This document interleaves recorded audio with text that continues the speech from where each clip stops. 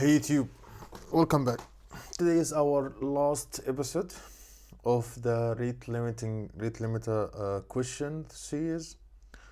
Today we will talk about the monitoring. We'll talk about the synchronization problem, and we will make a wrap up. If you didn't watch the previous videos, I highly recommend to watch them.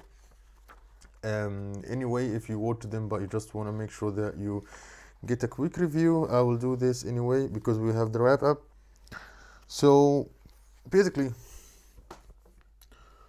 we had a questions that were called design a rate limiter, and as we know, always designing a rate limiter, a system design interview has all the time a pretty vague question. It's like design Facebook, design YouTube, design rate limiter. So basically our job is that we start first by coming with the questions to make sure that we understand the problem and understand basically, for example, for which layer we are building this design limiter.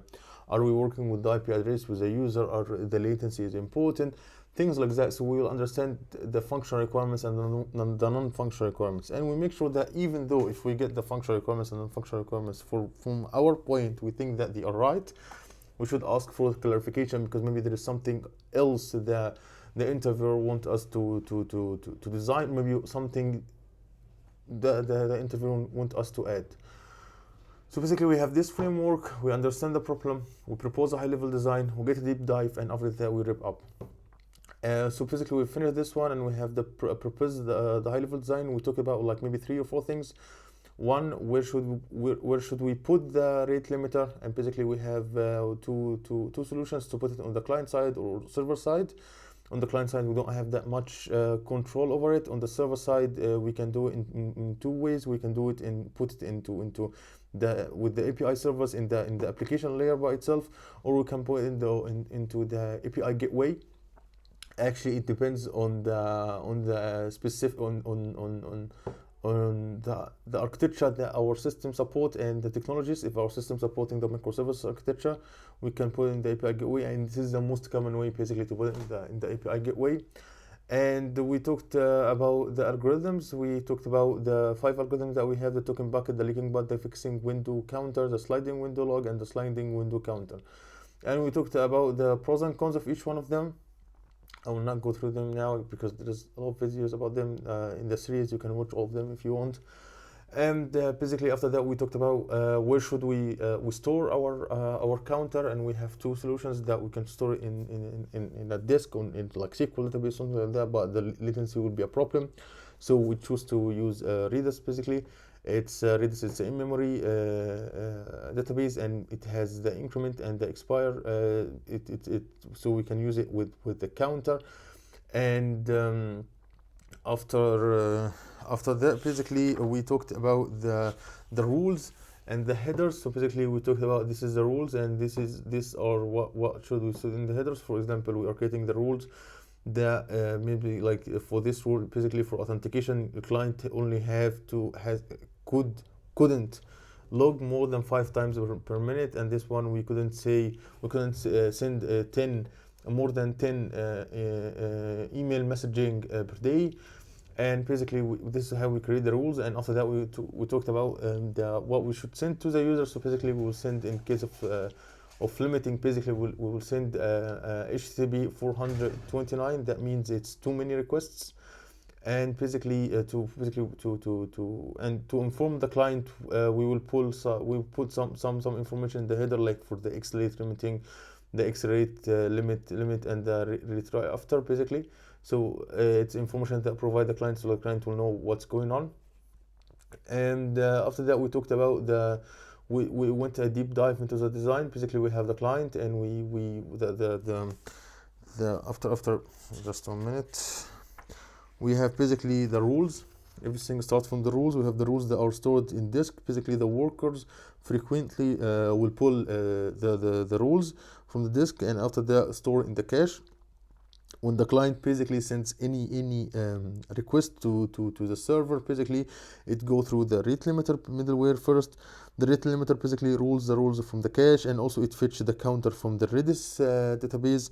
And and after that, based on that, it just is, it depends on the counter value and the limit. The value the request will be processed to the API servers, or it will be dropped to or it could be dropped. And basically, we talked about the last episode that we will do the rate limiter in distributed system, and we had the two problems. One of them was the race conditions, and the race condition that in a big distributed system we could have a lot of requests at the same time. So maybe two requests are going and updating the counter at the same time. So basically, for this example, we have these two requests that are trying to update the request in the same times, and let's assume that our counter is 3. So basically, the update in the same times, our counter will be 4 instead of 5. And to solve this problem, we'll use a Lua script and read the structure mutex to make sure that only one client is connecting and changing the counter. And right now we will talk about the synchronization issue. Basically, synchronization is an important factor basically to consider in a distributed system. Basically, we want to support millions of users, and typically one rate limiter is not enough. Basically, so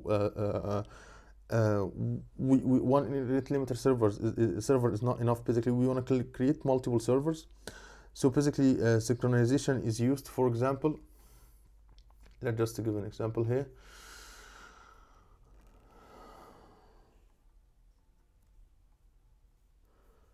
So let's just make this one.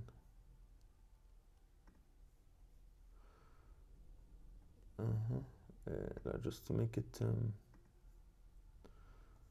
Let's assume that we have this one, and let's just put this here. No, I want to make it. No.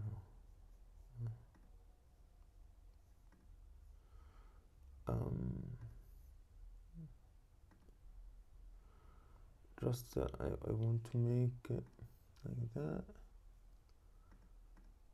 And let's just, yep, the client, and we have maybe, let's say this is the client 1, and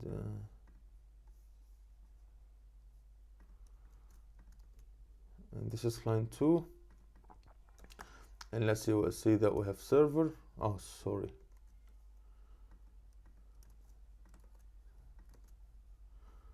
Okay, and let's assume that we have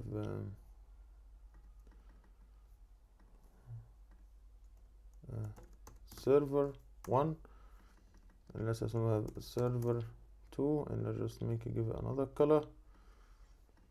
And let's say that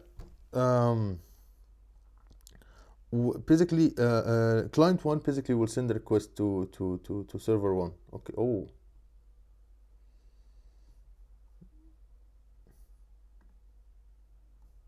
Okay. Oh, it's a pretty big error. Wait a minute. Okay, and the client 2 will send the request to server 2, and basically no problems going. But let's say that our WebT, because our WebT is scalable, so it's a stateless. So because our WebT is a stateless, the clients basically can send requests to different rate limiter, and we should expect to get the same results. For example, we could delete this one, and the client will send the request to server 1, and this client 1 will send the request to server 2.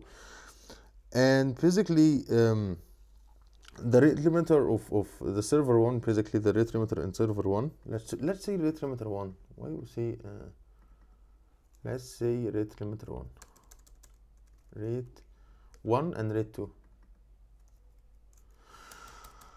Oh, okay. Basically, we will say that the client. What we're saying, yeah. So basically, because it's stateless, basically the client can send request to if you are saying to client 1 saying to rate 1 and getting the results, the client 1, if the client 1 send the request to rate 2, it should get the same results. And basically the thing that here, the rate 1 doesn't have any idea or doesn't have any information about what client 2 has. So basically that's basically we can do the work properly. And basically, we have two possible solutions. We can just create a sticky session to make sure that one client is send the traffic to the same rate limiter, but I guess this is not good into scalable big applications. I guess the better approach is to use centralized data stores like Redis. Basically it will be like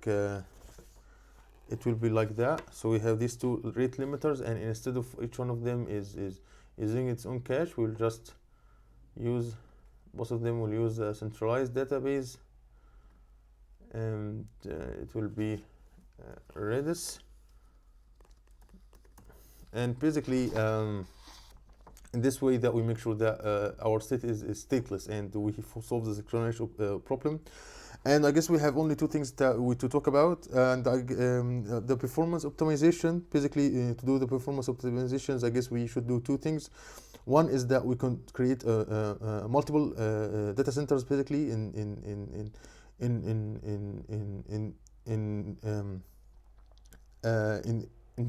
a lot of places, to make sure that the user is located to nearest things to the user is located, because basically the rate limiter, because we care a lot about the latency. The latency will be higher for users are located far away from the data center of the Redis database of the server specifically. So basically, we could just provide multiple mini edge servers locations around the world, and I guess this will improve the performance. And the other thing that we can do, because we are doing the synchronization, we should just do something called eventual consisting model. And I guess if you don't know this one, we will just discuss what eventual consisting model, I guess, in the next episode. Not in the next episode. I guess we will consist and we will talk about it into maybe the next application that will be, we will design a consisting hashing. I guess the application after that we will design a key value store. So we will talk about that in depth in key value store. And I guess the last thing that we'll talk about the monitoring, because actually after we build all of that, the rate limiter basically we put in place. It's scalable. We solve everything. We want to make sure that the rate limiting algorithm is effective. The rate limit rules are effective. So basically, if the rate limiting rules are too strict, many valid requests are dropped. In this case, we want to know actually the rules, to relax the rules a little bit. In another example, we notice maybe our rate limiter become ineffective when there is a sudden increase, maybe, or like we have maybe new edge case, something like that.